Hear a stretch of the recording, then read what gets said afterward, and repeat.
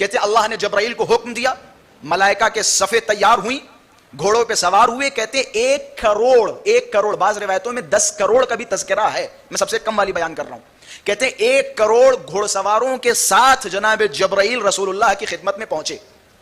راستے میں ایک فرشتہ جو کہیں پڑا ہوا تھا, ترک اولا کی وجہ سے اس کے بالوں پر چھین لیے گئے تھے. ترک اولا مثلا شوگر آپ کی صحت کے لیے ٹھیک نہیں ہے, لیکن آپ شوگر کھائیں, گناہ نہیں ہے, لیکن کیونکہ آپ کی صحت کے لیے ٹھیک نہیں تھا آپ نے کھایا اور پھر آپ کو شوگر ہو گیا. اسے کہتے ترک اولا, یعنی اسے ترک کرنا چاہیے تھا, آپ نے ترک نہیں کیا, یہ ہے ترک اولا, حرام نہیں ہے. خلاصہ اس فرشتے نے ترک اولا کیا, جس کی وجہ سے خدا نے اس کے بالوں پر کو چھین لیا.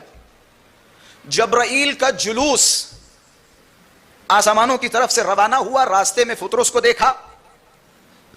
فطرس نے جبرائیل سے پوچھا کہاں جا رہے ہو؟ کہ آخری نبی کے گھر پہ نواسا پیدا ہوا. جناب فطرس نے جبرائیل کی طرف دیکھا اور فرمایا احملنی یا اخی جبرائیل, مجھے بھی اپنے ساتھ لیے چلو, شاید رسول اللہ میرے حق میں کوئی دعا کر دیں.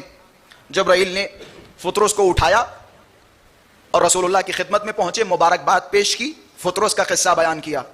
رسول اللہ نے فطرس کی طرف مسکراتے ہوئے فرمایا اے فطرس, اپنے آپ کو حسین کے گہوارے سے مس کر دو. حسین کے جسم سے نہیں, اپنے آپ کو حسین کے گہوارے سے مس کر دو.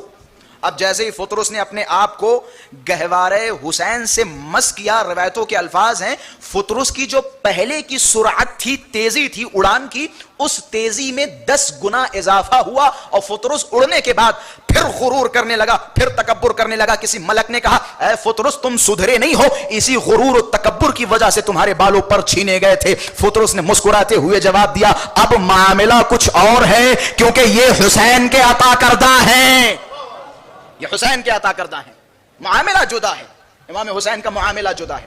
اور یہ میں 3 یا 4 فرشتوں کے بارے میں نے مختلف روایات دیکھی. ایک فرشتہ اور بھی ہے سلسائیل, سواد سے سلسائیل, اختلاف ہے. بعض لوگ کہتے ہیں یہ فطرس کا ہی نام سلسائیل ہے, بعض لوگ کہتے ہیں کہ سلسائیل ایک الگ فرشتہ ہے جو امام حسین کے بدن سے مس ہو کے شفا پایا تھا. اسی طرح علامہ مجلسی رحمۃ اللہ علیہ نے بحار الانوار میں ایک اور فرشتے کا ذکر کیا جس کا نام ہے دردائیل. دردائیل کہتے اس کے 16,000 پر تھے, ونگز تھے 16,000, جس کا ایک پر زمین سے آسمان کتنا بڑا تھا, 16,000 پر تھے. یہ بھی پڑا ہوا تھا. جب اس نے دیکھا کہ یہ جلوس رسول اللہ کے گھر کی جانب جا رہا ہے تو اس نے آواز لگائی, لیکن اتنا وزنی تھا, اتنا بڑا تھا, جس کے 16,000 ونگز ہو, 16,000 پر ہوں, اسے کون اٹھائے گا؟ کہتے فرشتے اس سے اٹھا کے نہیں لے گئے تو اس نے دور سے مولا حسین کا واسطہ پیش کیا. خداوند متعال نے 16 کی جگہ 64,000 پروں سے نوازا. یہ عظمت ہے امام حسین کی. امام حسین کا معاملہ جدا ہے.